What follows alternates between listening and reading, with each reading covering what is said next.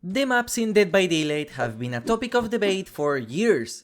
Depending on the side you play, some of the maps are absolutely horrible, while others are basically a guaranteed win.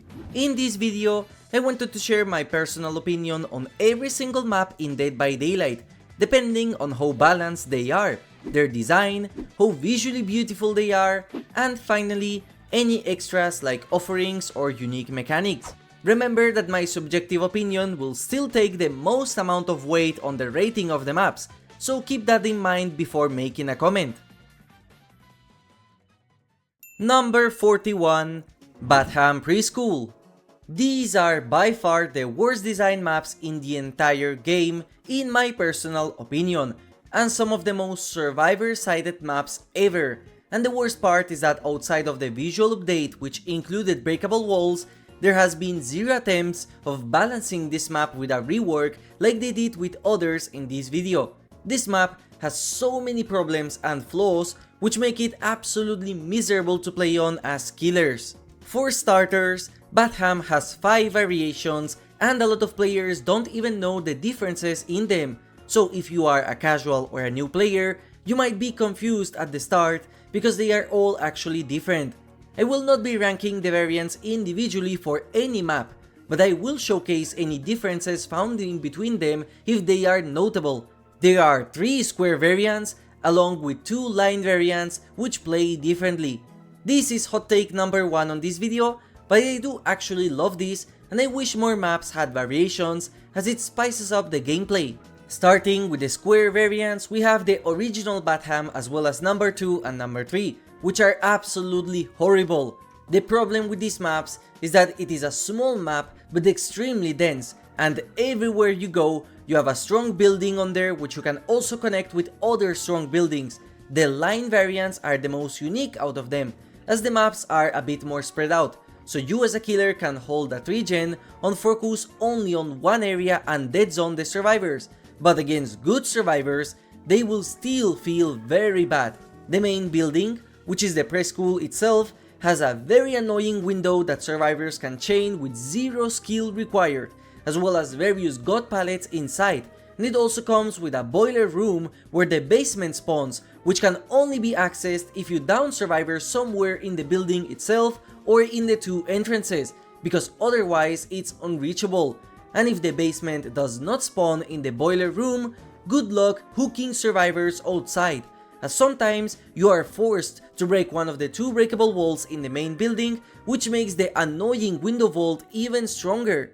And if you thought that was bad, remember that there are 3 more buildings you have to worry about. You have the famous House of Pain reused from the original Haddonfield, which depending on the window spawn can come with an infinite which you have to break the wall in order to counter, and also the other house which comes with various windows as well as a pallet loop inside that is hard to mind game against a decent survivor. To top it all off, Badham also comes with a killer shack, making this by far the map with the most amount of strong buildings in the entire game. And I didn't even begin talking about the fillers, which most of the time are very safe. Even the original Haddonfield didn't have a killer shack. And you might think that once survivors drop the pallets on the buildings, they become weak, but you would be wrong. All 4 of the buildings come with windows, which good survivors can waste your time on. What I would do to rework these maps is to remove either the shack or one of the houses depending on the variants. That way, there are only 3 strong buildings at all times instead of 4, which is just absurd, and it would make each variant feel more unique. Number 40. Eyrie of Crows. Another fan favorite of bully squads that want to make the matches of killers miserable is Eyrie of Crows, which, believe it or not, was actually worse in the past as it got a rework. However, the rework was not enough. Eyrie suffers from kind of the same problem that Badham does, where anywhere survivors go, there is something safe they can use to waste the killer's time and chain it. The main building comes with various god pallets, open loops which allow survivors to pre-run, and 2 strong windows which need a wall to be broken in order to counter. Then on the other side of the main building, we have the killer shack, which connects to various safe loops, which once again connect to various other tiles and jungle gyms that can be saved depending on the RNG, and in the middle of all of it, we have the square loops, which also come with save palettes and which require no check spots to play on.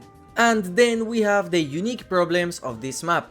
If survivors set up a boon in the upper floor of the main building, they can have insanely big areas with the effects of the boon, and the killer has to come upstairs in order to break them. Additionally, the map is very bright, making it possible for all survivors to see the killers come from far away, which impacts stealth killers a lot. Killers that are usually already weak tier. There is barely any grass to put the traps on, and the sand makes them stand out, so Trapper is even worse in this map, and a lot of the dry branches on this map are absolutely horrible with collision, which makes killers like Hillbilly, Huntress, Wesker, Blight or Bubba feel very frustrating to play as. And since there is only one variation of this map, anytime a survivor brings the Eyrie of Crows offering, they are guaranteed to play on this exact same busted layout, which is especially abused against survivors bringing boil-over Sabo builds specifically made to bully casual killers, which a lot of players find very unfun. The only positive thing I have to say about this map is that I do love the desert aesthetic, which is really unique, and the map itself is beautiful with a gigantic main building giving it such a unique aura. Number 39, Garden of Joy. Continuing the trend of maps with a lot of very safe main buildings as well as other busted loops, we have Garden of Joy. Such an ironic name for it. Now admittedly, this map is no longer the worst one, as the offering no longer guarantees this being the map chosen, as well as the fact that it got a small rework in the past, making the bushes have better collision as well as slightly improving the main building. However, that building is still hell to play around as a weak killer, as it has a very strong window as well as the possibility to chain it for a long time if the survivors know what they're doing. The problem of this map is that once again, no matter where you go, there is something survivors can use to work against you. On one side, we have the main building with two fillers on both sides, and across the road, we have the parking lot in one corner, which is a very safe loop against the majority of killers, then a bunch of jungle gyms, which are very confusing to navigate as they are unique for this map, and then on the other side, we have the killer shack, which is also one of the only shacks that come with various windows where you can see the killer trying to mind game you, making it the most survivor-sided shack in the game. And that's the issue with this map. On one side, you have an entire line that survivors can chain constantly in order to escape you, and on the other side, you have one of the strongest main buildings out of all of them, as well as two fillers on the sides. Playing a weak killer in this map is almost always a guaranteed loss. Visually, I do love the map a lot, and I like how it looks like this map is floating in the void, as well as the main building have a lot of creepy details like being completely reversed in some parts. Number 38, Gas Heaven. If I had made this video way back in the past when I planned to, this map would have been last as the most miserable, frustrating and unfun maps I have ever played. This was way back when it came with gigantic car walls, which made survivors pre-running with Object of Obsession basically impossible to catch. After the rework, I thought that the map was fixed, but it turns out that what happened is that the original was so bad that it made this version good in comparison, but it is still one of the worst maps in the entire game. This is by far the map I get the most tryhards on, and one of the hardest maps for me to win on. It feels like every single place has something where survivors can waste a lot of time in, and the main building, depending on the RNG, can be absolute hell too. I do like the details on it, like the bell ringing anytime you go through the cable, or the doors in the garage opening after the gen inside is repaired. But outside of those details, this is by far the most survivor-sided Autohaven map, and I think it's due to the strength of each of the loops, as well as the ability of good survivors to constantly pre-run and connect each of them without the killer being able to cut them off like it is possible on other Autohaven maps. The only thing saving it is the fact that since it is part of Autohaven and that realm has a lot of very cool maps, it's rare for you to get it even when survivors use the offering, and the tiles in Autohaven are not as confusing as the ones in Garden of Joy. But when you do get the comp wannabes practicing with banned perks on pubs in order to stomp killers with the Azarov's offering, or the good survivors that know what they're doing, this map feels extra miserable. Number 37, Forgotten Ruins. You probably expected all F-tier maps to be survivor-sided, so this might be a surprise, but I have said it many times and I will still make a dedicated video for this map. Forgotten Ruins is conceptually broken and by far the worst design map ever made for Dead by Daylight, and the only one I would go as far as to call a complete failure. The gimmick of this map is that it is a 2-floor map, where the top part is just Borgo tiles and the bottom is Vecna's dungeon, and it also comes with a unique mechanic called the Passage, which allow you to teleport from one part to the other. The problem of this map is that as a killer, there is absolutely no reason to ever go down to the dungeon, and you can just stay in the top part, hook survivors there, and completely ignore the bottom. Unlike the game or Midwich, which are two well-made 2-floor maps which have various ways for both players to go between floors or drop down below, Forgotten Ruins only has one access to the bottom part, which is in the corner where the dungeon tower is, which also includes a portal in the backside, so it is not connected naturally with the map. This means that you actively have to go out of your way in order to go to the dungeon. And why would you when you can just hold the top part? I just don't get why the devs made the entrance so far away from everything instead of making the dungeon be in the middle of the map and having some random portals elsewhere to separate the entrances. Then we have the problems that very high elevations bring in DBD. If a survivor sets up a boon on the bottom part, now the entire map is basically booned and the killers have to go down there to break it. The same happens with aura perks like Weave Attunement, which can give you wall hacks on the dungeon part or the top part. The top part is also very small and open, so as a killer you can hold both exit gates with no issues, especially when you have mobility or tracking. Something really funny is that statistically this map is the deadliest map in Dead by Daylight and is the most killer-sided map by far since its introduction, yet a lot of killers do not find it fun. And the reason as to why is the Passage. These portals, when used right, can be chained for a pretty long time, making chases boring for a lot of killers since there is no way to mind game these portals, and they also break a lot of killer powers like the Knight's Guards or Victor, who cannot go through the portals, so it is literally a get out of jail card for many players. What killers end up doing is just ignoring the portals and completely ignoring the corner where the dungeon tower is, and this is yet another problem, because since killers will stay on the top part of the map, which is just a nothing burger decimated Borgo, you are completely missing out on the licensed part, which is the absolutely gorgeous and highly detailed dungeon filled with Easter eggs from D&D. The devs tried to do something unique with this map, and I do appreciate the intent, but this is completely incompatible with the meta gameplay of Dead by Daylight, and the way the map is designed makes it basically impossible to bring the two floors of the map in a natural way. Make the tower centered, and now it is an absurdly survivor-sided map since survivors can access the portals from anywhere.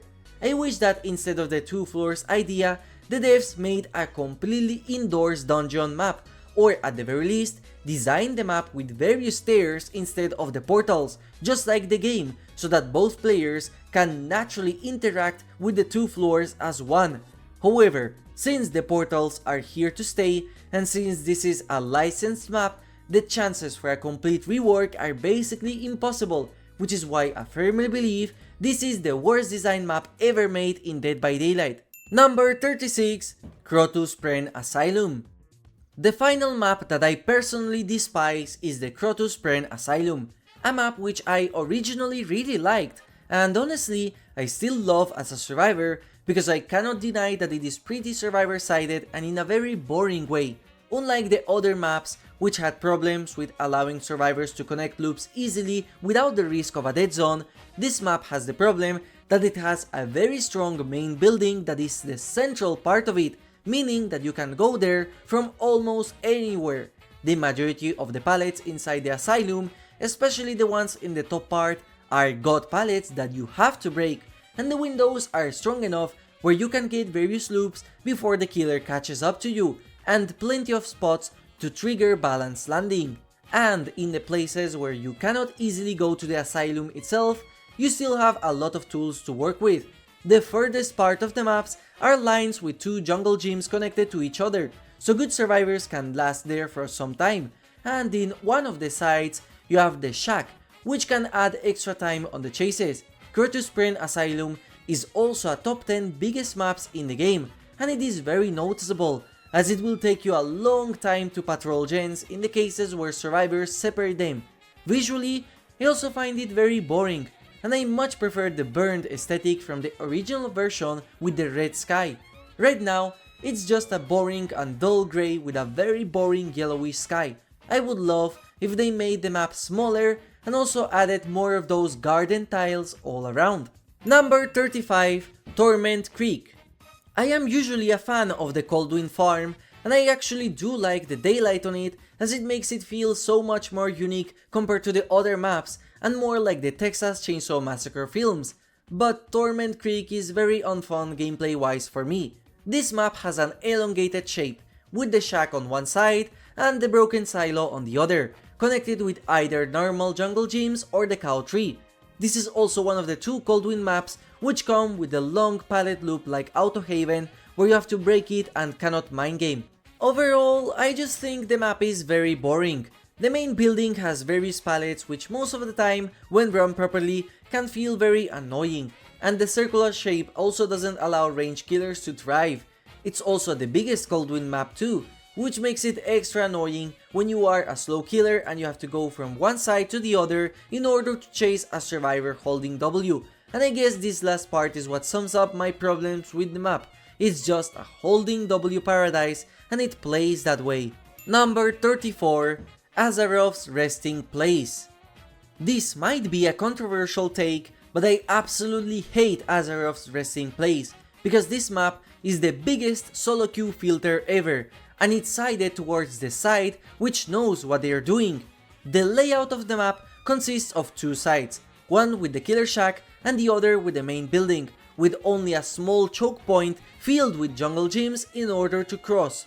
The map itself is also gigantic, and this is the biggest map in Dead by Daylight, tied with another one which we will talk about later. For that reason, killers will decide to just hold one of the sides of the map while completely ignoring the other side, and that's the gameplay you will encounter here if the killer wants to win, because if they do not do this, it is almost impossible to defend both sides at the same time, even with fast movement speed killers like Blight or Hillbilly. And this is where the interesting part comes in.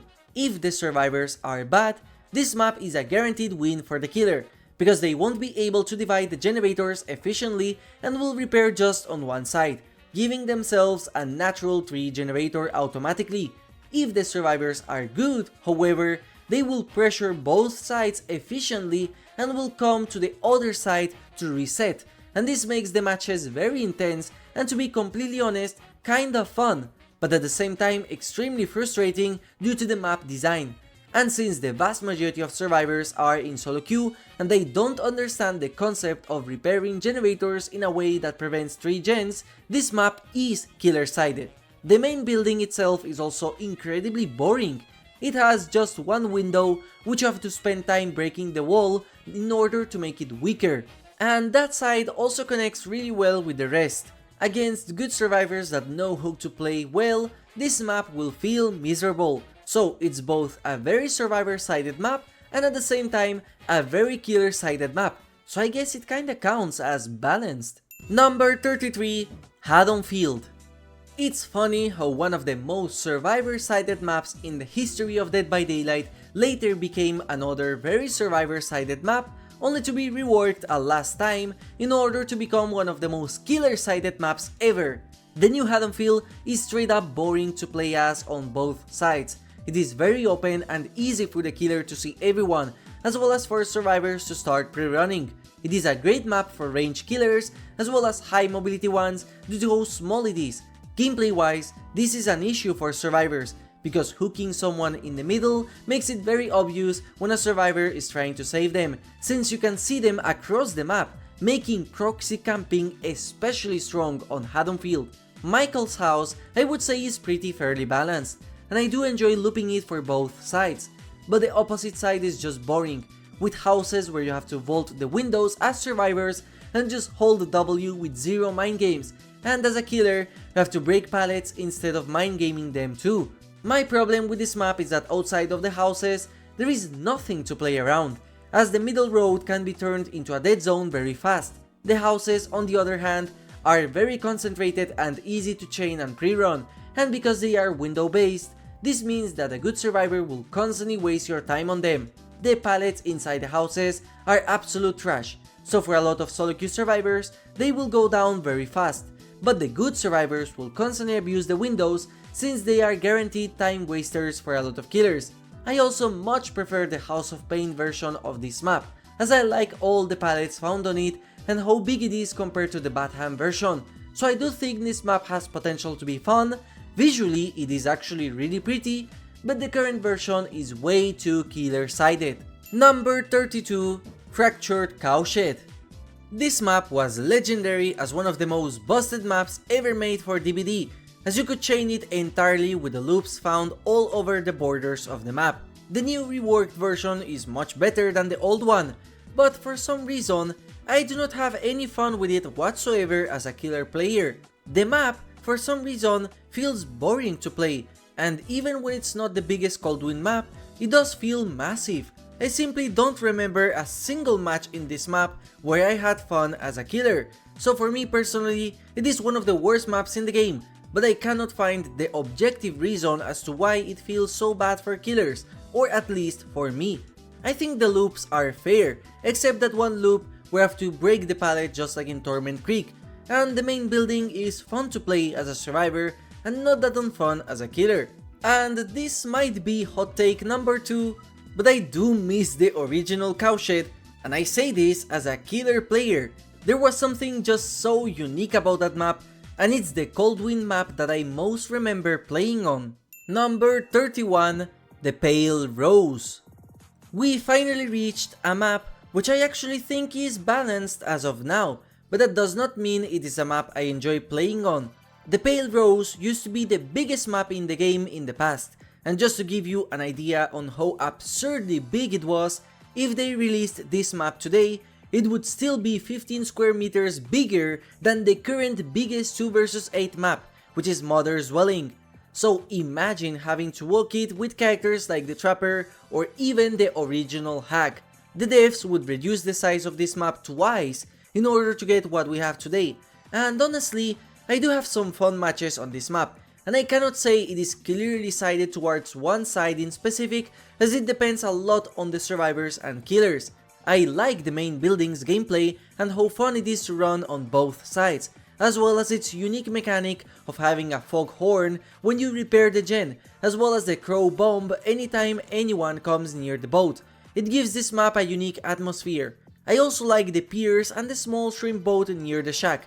They are fun to run as and against. My only problems is the fact that the map still doesn't have a visual rework yet, making it look very outdated compared to the other maps, and also how this map, despite not being the biggest, still feels like the biggest map simply because it is the only map that has viable loops found in the wall borders, as well as totem spawns, generator spawns, and even hatch spawns.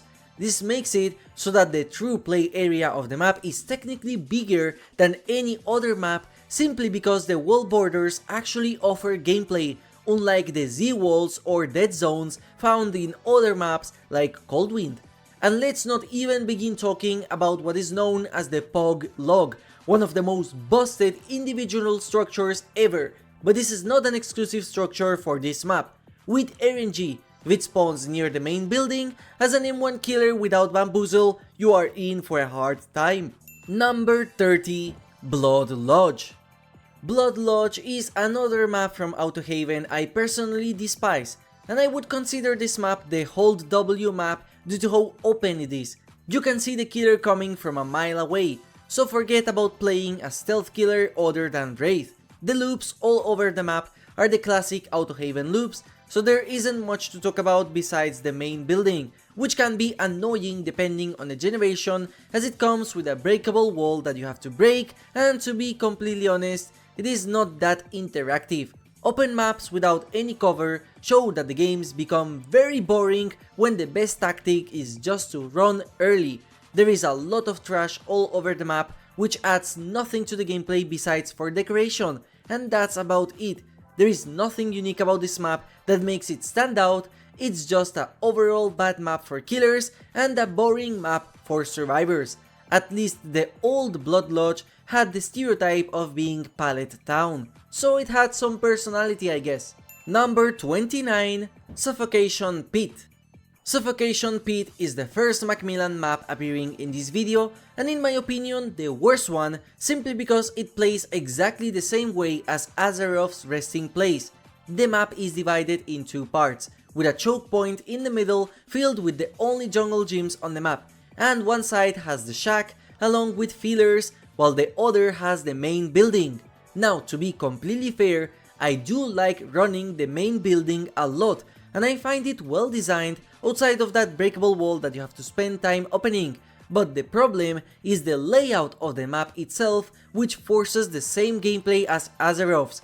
Either it's an easy map to stomp on, which is the common thing to happen, or it's an absurdly frustrating experience against competitive players. I do like the variation a lot more than the original version, simply because it fixes the problem of the original, which is the map division, as well as making the map a bit smaller. If this were the only version of the map, I would have rated it significantly higher. Number 28, Grim Pantry. Grim Pantry is a very hit or miss map. Sometimes the matches are very fun, other times they are miserable, but design wise, I think this map is actually really cool, so I don't think it's a map problem, but rather a game balance issue. On one side of the map, you have the Grim Pantry itself, which is a very fun building to run both as a killer and as a survivor, and it feels like it has skillful expression. It gives a lot of options for both sides, which is what I love, and behind the Grim Pantry, as well as on the sides, there is nothing, so you cannot chain it in a very frustrating way. And then we have the other sides, which include some fillers in between the shack and the main building. On one side we have a small shack which can be busted depending on the RNG, and on the other we have a pier, which is okay. I much prefer this map over the Pale Rose, and I also love how repairing the gens in the shack with 2 floors opens up new paths for both players to take, giving survivors a reason to prioritize repairing certain gens in order to shape the map. My only complaint is that if you are running a hex build, it is basically guaranteed that they will spawn near the shack in between the 2 rocks that are located on the slopes of the hill. Number 27, West Wing Raccoon City Police Department. So, I know I have said that I won't be rating each individual variation as their own maps, but these are the only maps in the entire game which actually come with unique loops and structures compared to each other, so I will consider them different enough. And in this case, the west side of the Raccoon Police Department is by far the most boring side to play on as killer, which is extremely annoying. I think the worst parts and the reason why the original was bad is actually because of this side of the map, as the stars room as well as the rooms below it are just annoying to loop in for me personally. This side of the map feels way easier to just hold W into, as there are no paths that the killers can take in order to cut off survivors, and the generators placed on the top part near the stairs to get up is just annoying to get into because survivors can just pre-run to one of the god pallets nearby. The outside of the map that is added with this variant also comes with a pallet that is just annoying to deal with in a lot of situations, as it can act as a god pallet depending on where it's placed.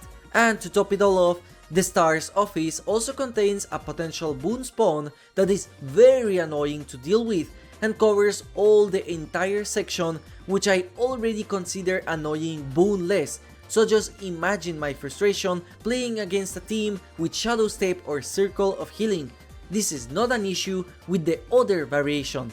Overall, the reason why I am so biased against this variant and the reason why it's so low compared to the other RPD without having that many differences is simply because of my own personal experiences playing this trash dog version of the map. Outside of the extra part added in the West Wing, I actually really like the RPD, I love the loops and the balls, and I will talk about it later. Number 26, Groaning Storehouse. You might be surprised to see Groaning Storehouse so high up on this vid, but let me explain. The original version of this map is absolute trash. The main building is extremely easy to abuse. It connects to basically everything because it is located in the middle, and the map itself feels gigantic because some of the generators spawn in extreme far sides of the map, very similar to the Asylum. For those reasons, this map would be significantly lower on this video, near the Asylum itself. But the variation they did fixes every problem the map had in my opinion. It makes the map almost 10 square meters smaller, places the main building on one side of the map instead of the middle, and completely removes the extremes where generators and jungle gyms can spawn, helping killers without any mobility. It's such a fun map to play on both as survivor as well as killer, so this makes the map be either very fun or very boring to play as, and since I cannot guarantee the second variation to appear, I have to rank it lower because of how horrible the original version is. Number 25, Father Campbell's Chapel. I was, and still kinda am, a massive fan of this map, as I find it very fun to play a lot of times, even against competent survivors. The map is small, the carnival place has fun loops, the main building is very fun to play, and the shack is located in a corner, so it's not as easy to access. The problem comes when you combine two factors, and the first factor is something many players have come across. Depending on the RNG, this map can be absolutely diabolical for killers. Sometimes, the main building spawns with certain windows and breakable walls which are absolutely busted and almost impossible to mind game if you don't have bamboozle. Other times, the shack window spawns directly in front of a window from a jungle gym, allowing survivors to chain both tiles into a pseudo-infinite, which once again requires bamboozle to break, and even then, if the survivors are good, it's still hard to play around. Combine bad RNG with a competent survivor team, and it's arguably one of the most survivor-sided maps in the entire game. But because it depends on RNG, and because the majority of survivors are solo queue and they don't know what they're doing, this map feels good and is fun overall. Number 24, Shelter Woods. Shelter Woods is tied with Azarov's as two of the biggest maps in Dead by Daylight, both having the same size. However, this one is open. In the past, it was a very bad map with barely anything survivors can use in order to outplay the killers.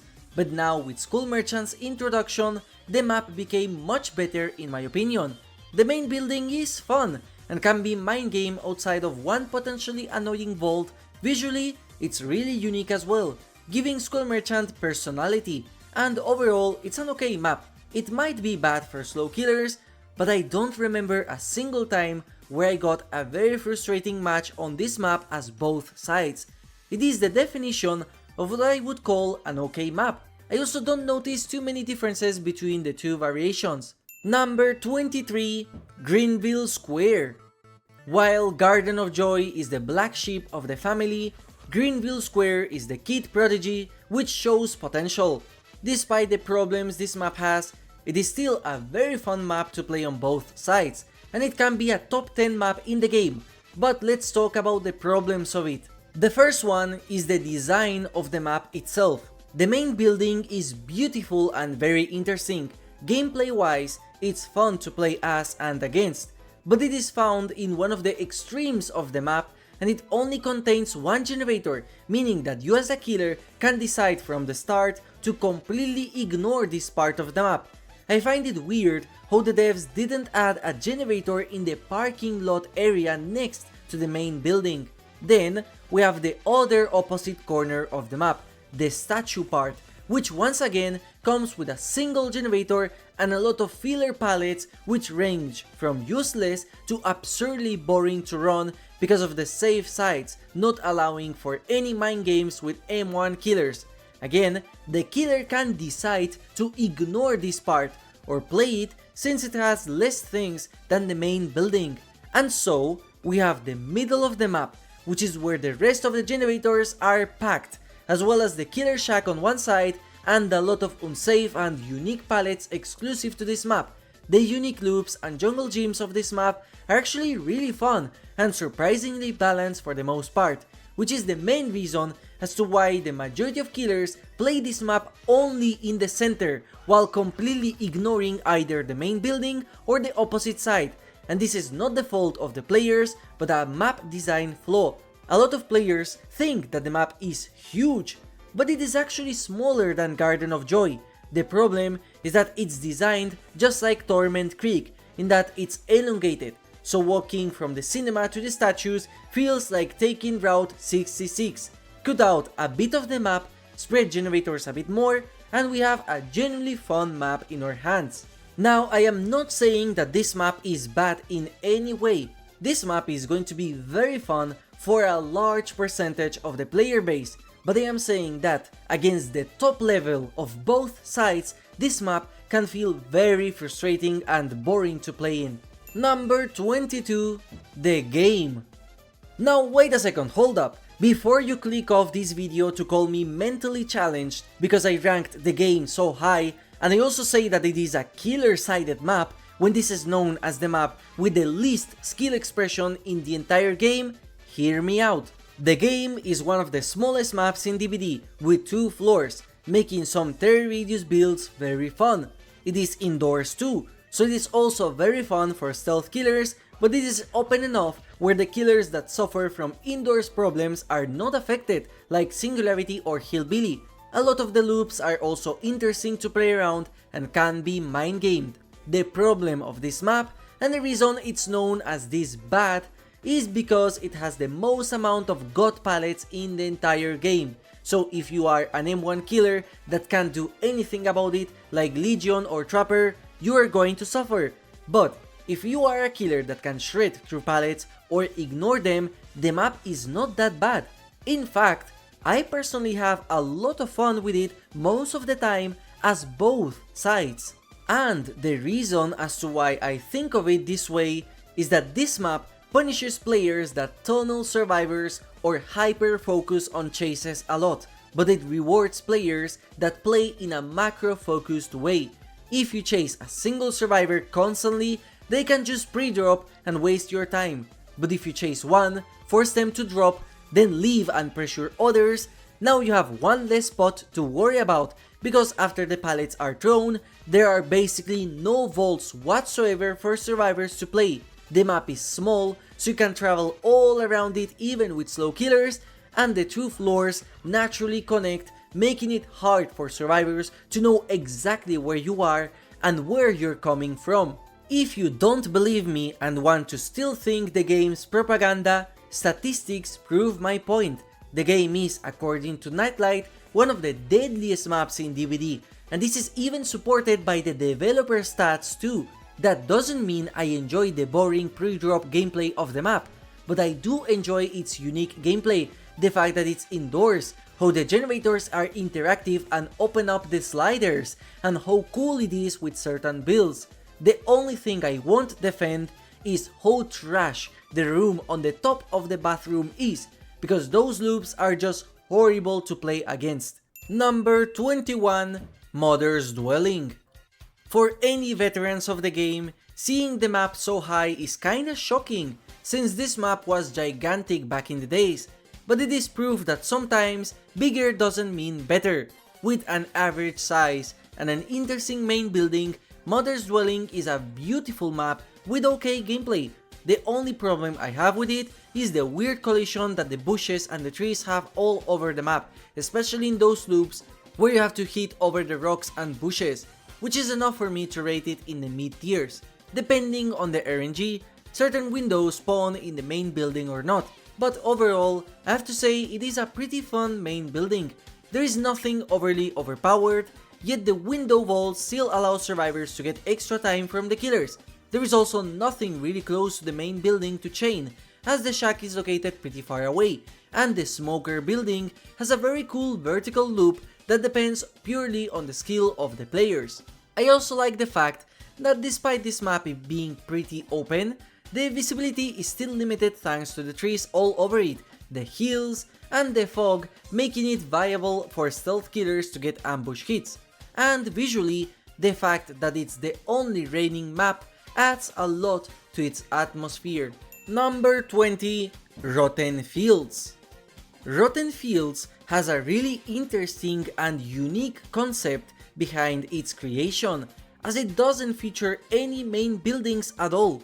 Instead, all you have is the killer shack in the middle and 3 possibilities to spawn the cow tree or a harvester. The map is divided in 2 parts. All around the map, there are some tiles and fillers so survivors can have a chance to loop the killer. Then, in the middle, there are a bunch of unsafe pallets as well as the killer shack, and it's all covered with corn, which is part of the gameplay. So, if all the corn is removed, this map is actually extremely open, which allows for some insane cross maps with aura reading builds. The corn blocks all visibility from one side to the other, allowing stealth killers as well as stealthy survivors to use it to their advantage. Despite how much I like this gimmick, the map is gigantic, so killers with slow mobility suffer a lot from it, and if you get good killers, survivors don't have enough compared to other maps, as the lack of main building means that they have to play tiles that, once the pallet is dropped, they become dead zones. Also, if you are a streamer or you are planning on making content, say goodbye to your bitrate once you enter the cornfields. Number 19. Family Residence. Family Residence is the first balanced map that I actually like both variants of. It's not a map that I am going to be jumping of joy anytime I get it, but it's okay to play on both roles. The map is elongated, with one side having the main building and the other having the killer shack. The main building is actually very fun to play as and against. The vaults are fair and can be chained for long depending on your skill, and the breakable walls do not feel like they are necessary to break, only if you want to in order to give you faster path towards the sides, and this is the type of breakable walls I enjoy. On one of the sides, there is also a Zen garden with a generator that also comes with a pallet and a window exclusive to this map, and I love those loops too. In between the building and the shack, there are also shrines which contain vaults. The small shrine I feel is stronger than the big shrine, and it's also very fun to outplay the killer with. The big shrine I have almost no success with, but it's very good in order to activate balanced landing. What I love about this map is that it feels fair. The main building is fun, and in both variants, it is far away from the shack, so you cannot chain it together. Both variants are also the exact same size, so for all accounts, this might be one of the most balanced maps in Dead by Daylight, as I have never heard anyone complain about it. But I do have to say I prefer the original variation. Number 18. Rancid Abbatoir. Another map which was originally terrible due to its infinites, Rancid Abbatoir got a lot of changes in order to make it not as strong, and I would say that this map is really balanced nowadays. It is one of the smallest maps in DBD as well as the smallest Cold Wind map by far, yet it does not suffer the problem of Badham. The shack and the cow tree all spawn on the corners of the maps, far away from the main building, so the only way to chain them is by using the fillers in between, which can be removed and turned into dead zones later. The jungle gyms are found between the cow trees and not between the main building either, which is what makes this map well designed compared to others. The main building itself is really unique too, and gameplay wise really fair. You have a window with a breakable wall, which you most of the times have to break in order to make the loop not as strong, and then you have a pallet in the middle which, when used correctly, can give you a lot of time as a survivor. It's significantly better than it used to be in the past.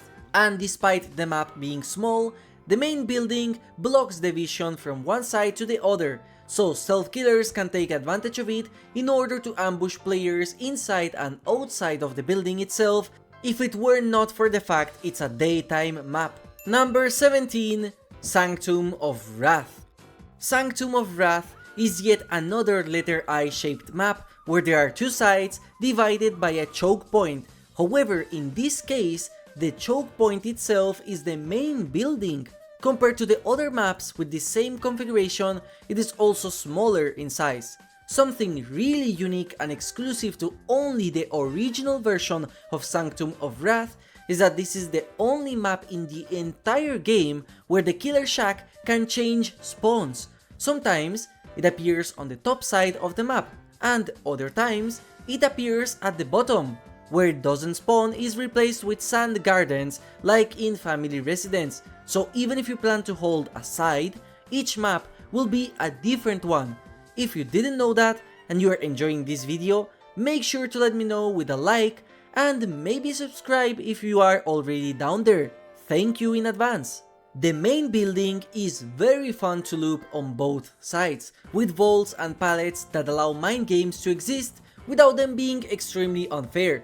And I absolutely love the idea of it being the choke point that everyone has to pass at least once in order to reach the other side. Since the main building itself is vault focused rather than pallet focused, it means that survivors have to come to the middle of the map in order to loop the killer after they create dead zones. And it's not as easy to abuse the shack or hold W either, as the killer will be coming from the middle in order to chase the survivors out. So by design, it counters holding W, as the killer will most of the times be pushing the survivors outside instead of inside. The statues all around looking at you when you are not looking at them is also very cool and a creepy touch. The variant is smaller than the original version and plays more like a classic DBD map. The shack is pretty far away from the main building, and honestly I don't have a strong opinion about it. It's okay. Number 16, Ironworks of Misery. This map is one that I might have placed a lot higher had it not been because I am not a big fan of the original version. Ironworks is one of the classic maps in Dead by Daylight. The Ironworks themselves are okay as the main building. I like how you can go upstairs, but I am not a fan of the gameplay there, and how it has a window which needs a wall to be broken. It is a guaranteed 20 seconds for free for the survivors, more if they have balanced landing, and it's incredibly annoying if a survivor sets up a boon there. The vaults and pallets outside can be mind game, unlike in the past where this map was notoriously known as having an infinite. The problem for me is that the main building is completely surrounded by jungle gyms, pallet fillers. So as a survivor, if you know what you're doing and playing every loop in a greedy way, it feels very boring to play against. It's also really easy to just hold W. The variation, on the other hand, is probably one of the most fun map experiences I have in Dead by Daylight, especially when I get good survivors. Instead of being surrounded by good tiles, the main building is put in a corner with dead zones on the back, and on the opposite side we have the shack, completely separated from everything. It feels like a very weird version of Ironworks. It's not an easy map for killers, but it feels like if you play it right, you have a chance at winning. I find it crazy how just by changing the location of strong buildings and making it not as easy to chain no matter the direction you are coming, the map feels like a completely new experience because it plays like a small map with everything condensed into one place. And I am not saying that this map is perfect, as it could completely be biased to the fact that some of my best matches and closest matches on both sides happened here. Number 15, Shattered Square.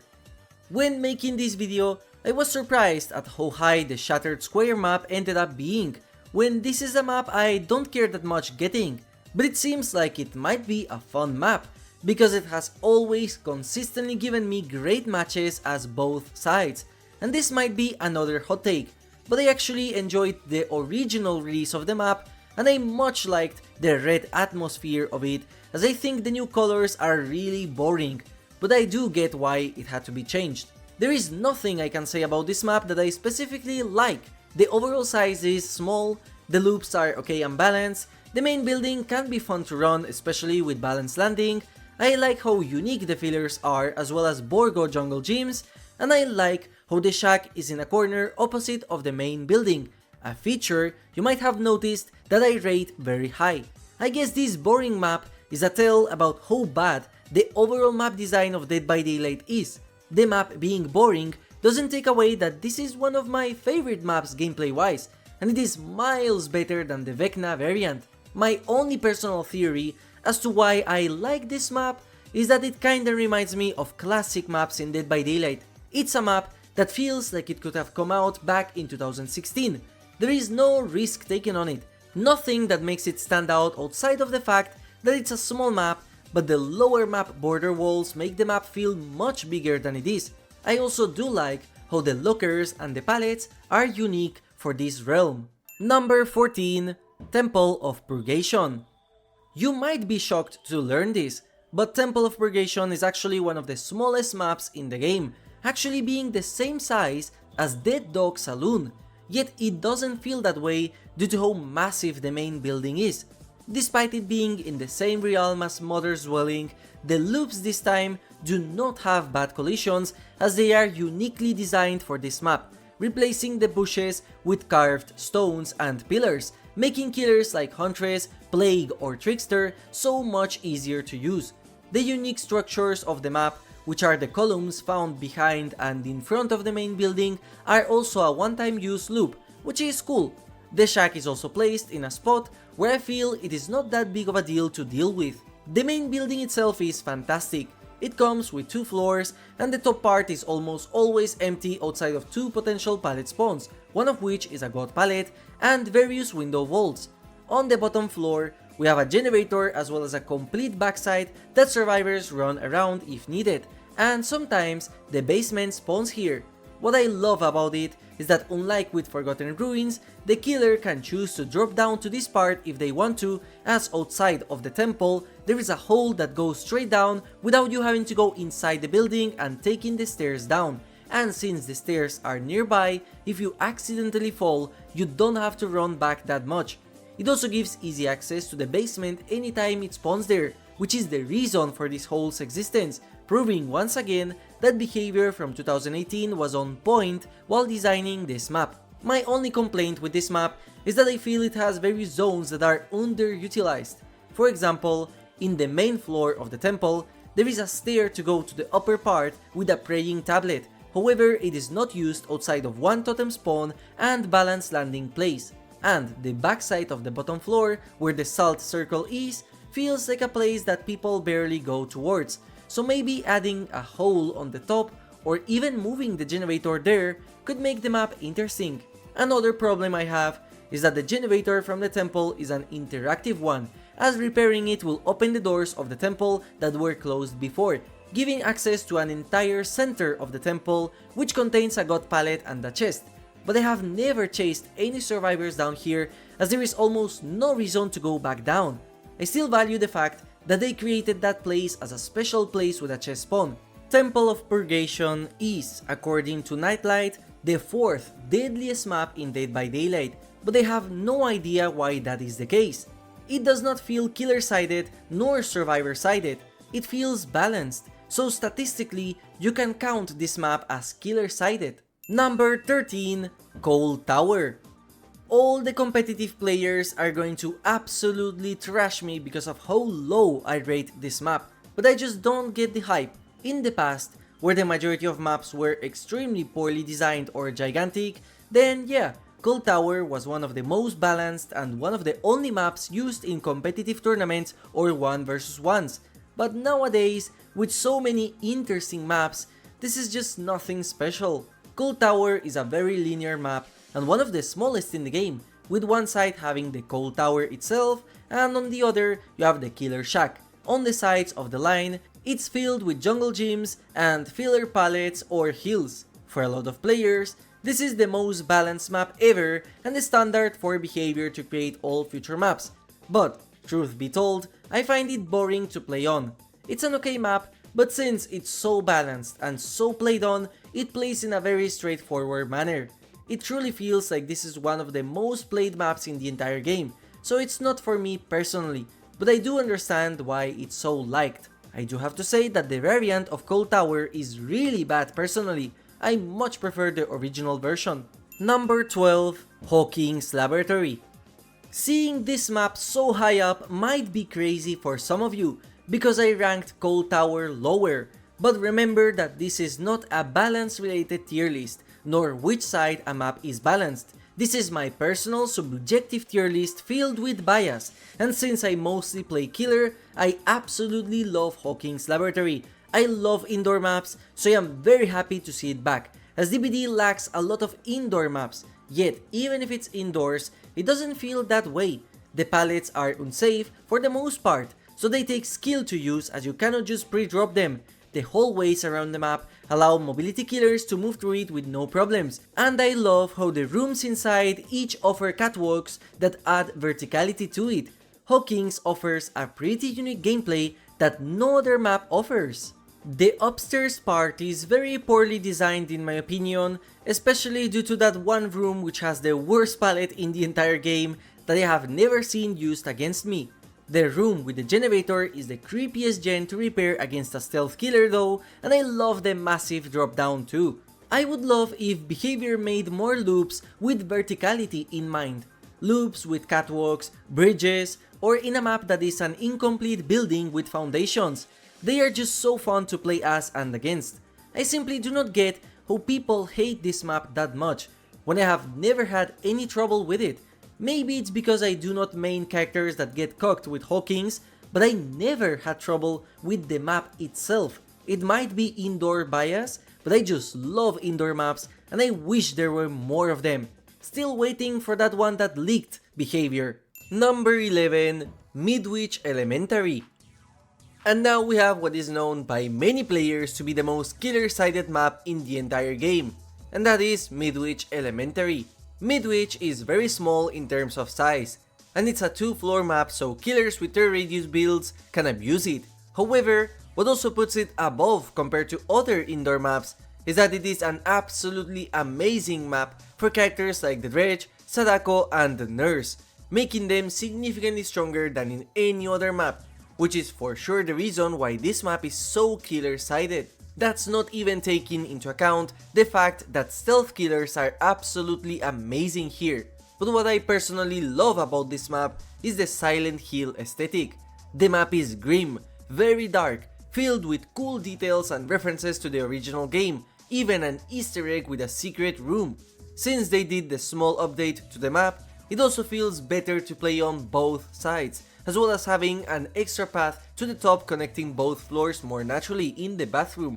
And the cool thing about indoor maps is how consistent they are. The rooms will almost always spawn the same way, certain palettes will always be there, so you cannot blame RNG or the lack of windows of opportunity in order to play this map well. Number 10, Nostromo.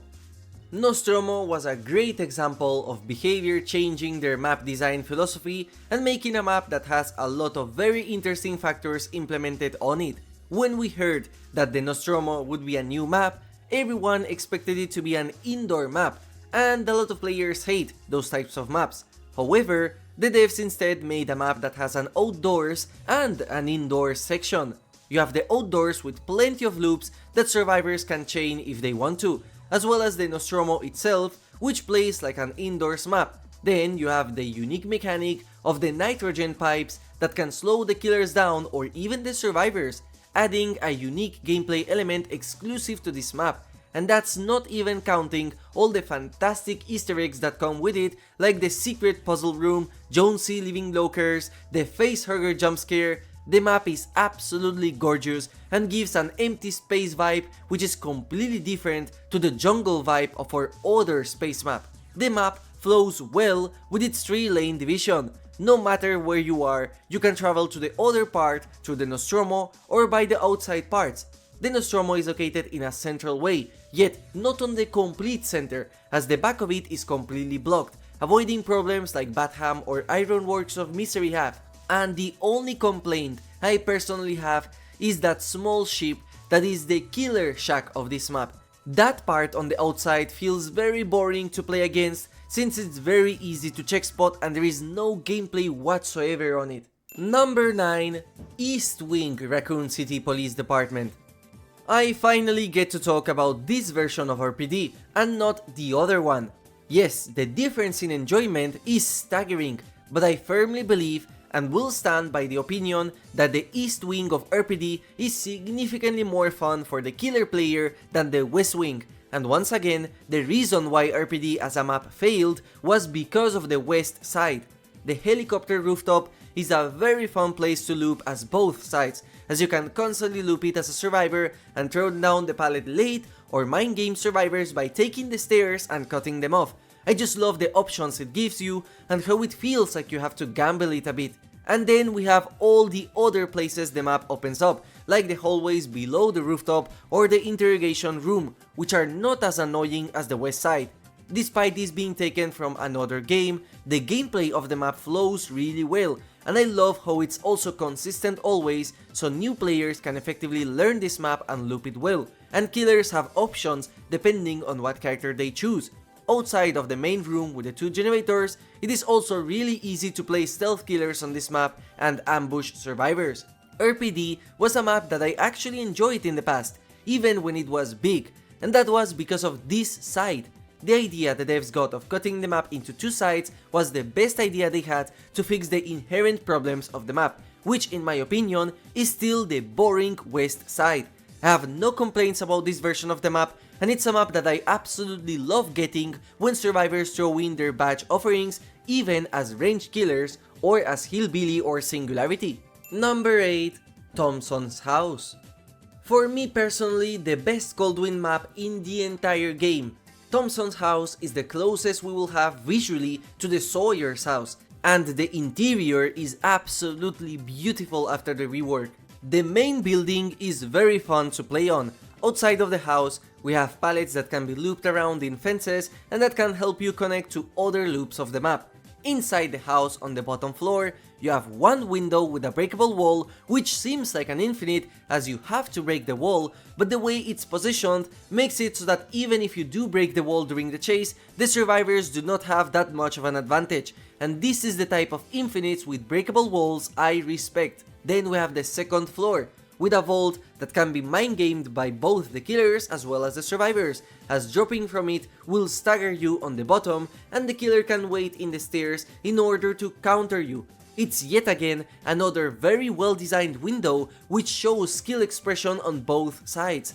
In the second floor, you will also find the outside of the house, which contains a hook, a chest, a generator and a pallet, and the vault window, which can help you escape from the killer and drop down through a hole back to the bottom floor, or the other side, which can help you escape the killer by taking the vault down that I mentioned before. This generator allows you to see basically all the map from the top, so it's a pretty safe spot, as well as a pretty beautiful spot too. And that's just the main building. The map is filled with the classic Coldwind loops, which are okay as always, a cow tree which is on the complete opposite side of the main building, as well as the killer shack, which is tucked in the corner of the map, and you cannot chain it with anything else most of the times. The focus goes back to the main building. It is by far my favorite Coldwind map even since 2016 when it played a bit differently, and an example of a fun, well-designed and interactive main building for both sides. Number 7. Wretched Shop. Talking about classics, we have a map that I have always loved as both sides, and that is the Wretched Shop from Autohaven. Way back in time, this map used to have a disgusting window that was an infinite, but after various balance changes, I would say this map is almost peak balance perfection. I haven't heard any players complain about it, not that there aren't any, because I am sure anyone will find the map as their worst, but this one I just like. The loops on it are the classic Autohaven loops, which are not that bad, and the main building itself is interesting as it offers various opportunities to mind game. The breakable wall is an infinite that you do have to break, but the vault doesn't always spawn here. The shack is once again located far away from the main building, so with good gameplay, you can leave the map full of dead zones, and that is what I personally like about DBD maps, how they become weaker the longer the match goes, rewarding killers for taking chases and forcing survivors to play the loops in a smart way and reward greeding the loops as well as outplaying the killer. There isn't anything I can say negatively about this map. It's a true classic, and it's actually pretty big, yet it plays so well. Number 6. Dead Dawg Saloon. Dead Dawg might be the best map Behavior has ever designed and what should be the golden standard of maps.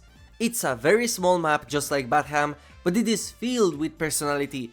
It's absolutely gorgeous to look at, and it can be divided into various quadrants, each of them with their own gameplay.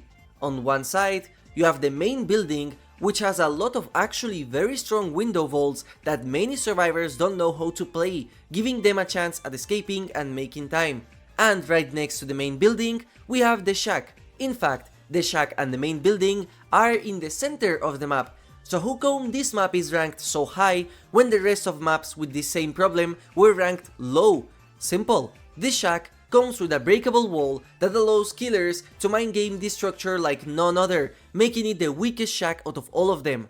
And then in the back of both buildings, we have a small desert with a bunch of pallet loops that can be mind gamed. The gallows, which offer an interactable generator that opens them up once repaired, and then the opposite side with the water mill, which has various building fillers as well as the jungle gyms of the map. This is also one of the first maps which added breakable walls, and so the devs spammed every single loop with them, and the concept idea of it is actually really cool, and I don't get why more of them weren't added to the rest of maps like this one. The idea is that you have basic loops like always, but you can waste a bit of time breaking a wall in order to make them weaker. I love it, it gives players a choice, so I wonder what went wrong with later map design, making breakable walls either a must break or completely useless and must ignore. I love this map, it's dense but small, with all of the parts well designed and offering a unique playstyle exclusive to this map. I wish more maps were like this, where they feel alive and beautiful, unlike the classic empty spaces with random clutter as fillers, just like the map we talked about before. Whereas Decimated Borgo is a step back into the classic formula, Dead Dawg was a massive step forward into creating new and interactive maps that would forever change DVD's atmosphere. It's clear that this map has a lot of effort put on it, as everything is custom, the exit gates, the walls. Even in the past, the breakable walls were unique for this map only. Number 5. Lery's Memorial Institute. But if there is one map that completely made an innovation in Dead by Daylight, that is Lery's, the very first indoors map ever made, and I absolutely love it. There are so many builds that are exclusive to this map, and that works especially well here compared to the other indoors maps, and stealth killers also shine here like nowhere else. Yes, range killers and hillbilly will suffer, but for some reason I have never had a miserable match in these maps, even with the killers that are frustrating to play in them outside of Singularity. What I also love about this map is that it is the only indoors map that is RNG based. Midwich, Hawkins, and RCPD are almost always the same, and you can predict the maps easily, which is fantastic for newer players. Lery's, on the other hand, only has the middle and the library, and even those can spawn facing different directions with the vaults. Sometimes the RNG is terrible and makes vaults and pallets extremely strong, and other times the vaults are not as good, which is the element I love. I find it crazy how Behavior didn't create any other indoor maps that has random tiles like Lery's did, and why they never added more variants to it like they did with other newer maps. Ever since I fell in love with this map, I have wanted more indoor maps, but none of them come to the level of RNG that I want from this one in particular. I am very okay with licensed maps being the exact same constantly like Midwich, RCPD, Hawkins, the game, as they are easier for the casual audience, but I am still waiting on an IKEA indoors map like the one from Ghostface trailer, a shopping mall, a museum, heck, even something like the Backrooms, a liminal space that feels like a maze. Maps that are indoors, but they feel different each match. I was very excited when I saw that we are getting a cinema map with the unknown, only to find out it was just 10% of the entirety of the map. Crazy how this is the only original indoors map Behavior has ever made, and it was made way back in 2017. Number 4. Ormond Resort. If there is one map that completely redeemed itself, that map has to be Ormond Resort. Way back in the days, this used to be a crazy strong survivor-sided map. It was gigantic, the loops were very safe, there was almost no way of holding at regen at worst, it was easy to chain, and it being white made a lot of the killers very easy to see. Well, the only problem that is still here is the last part, but it can be circumvented with the layout of the map. Ormond Resort and all the new interesting variants are my most favorite maps to play on in terms of realm. There isn't a single variant I dislike, as I find all of them to be pretty similar. Overall, I just love how this map plays, it feels skillful, the main building is very fun and full of breakable walls that are not obligatory to break, the loops are all mind gameable for the most part, and the atmosphere is also fantastic. Ormond is the only map that I actively hated in the past, but after the many changes they have done to it, it is one of the maps I enjoy the most out of all choices. It plays very well on the vast majority of killers too, especially the range ones or the mobility ones, as the map is overall pretty open on the sides, and as a survivor, the loops feel all fair. Number 3. Ormond Lake Mine. Ormond Lake Mine is the only map since the release of Dead Dog Saloon where it feels like they took the best parts of it and made a map based around it. This is by far the best map behavior has ever done in terms of visuals to date, which is fitting considering it's their newest map. Everything here is custom, the exit doors, the sounds all over the map, even the generators and lockers as they have snow piling up on them. I love how the walls are also completely open, giving you the chance of seeing a massive crater as well as the gigantic mountain, which makes the map feel huge despite it being one of the smallest maps in the entire game.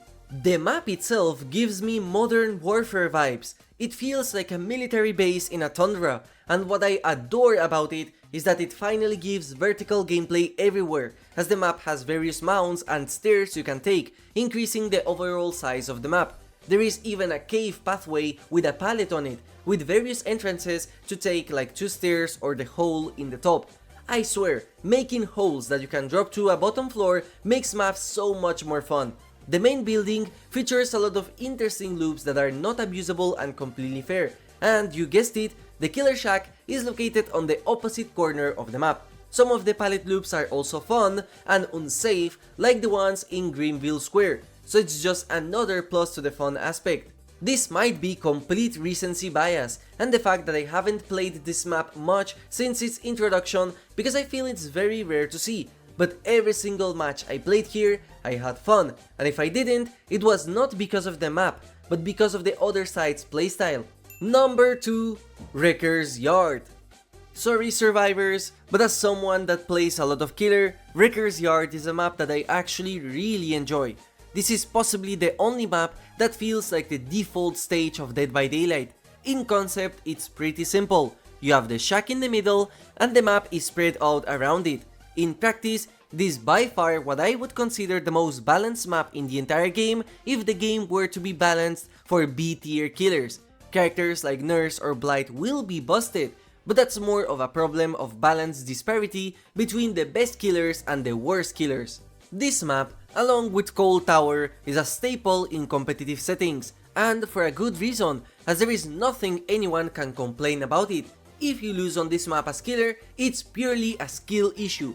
If you're good as a survivor and you're playing against a decent killer, you still have the chances to win, and that's what I like. There are no BS overpowered main buildings, no BS vaults. The Killer Shack is a proven good loop that decent survivors can use and good killers can mind game, and all the other loops are Auto-Haven classics.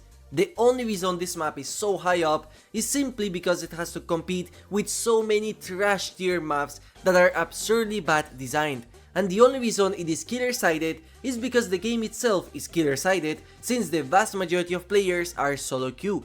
Number 1. Toba Landing. This map might have the biggest division out of all maps in the game because you either love it or absolutely hate it, and guess which side I am on. As a person with a brain completely fried of its dopamine receptors, I absolutely love how stimulating this map is, and the jungle theme is something I have wanted since the beginning, so this is the closest to what we can get. The map feels oppressive and small due to the massive walls surrounding it, making it seem like it's a part of something bigger, unlike the other maps that float in the void. But the actual gameplay size of the map itself is small. The creatures all over it are also an amazing touch, like the flying alien bird, the spider, or that one centipede that sometimes runs in the ground. But that's not all, because gameplay wise, this is, for me personally, the most fun map in the entire game for both sides. There is not a single meter of the map that I personally dislike. Every single loop is fun and mind-gameable. There are various palettes found everywhere. The main building has a lot of vertical gameplay, as well as the map offering a lot of sloped tiles where you can activate balanced landing without depending on hills. The shack is okay, it is placed on a dead zone, so you cannot abuse it or chain it most of the time, especially after you break the pallet. What I love is just how alive the map is, and how much effort the devs put on this map. Despite living in an eldritch creature's fog, this is by far the most alien and out there map in the game.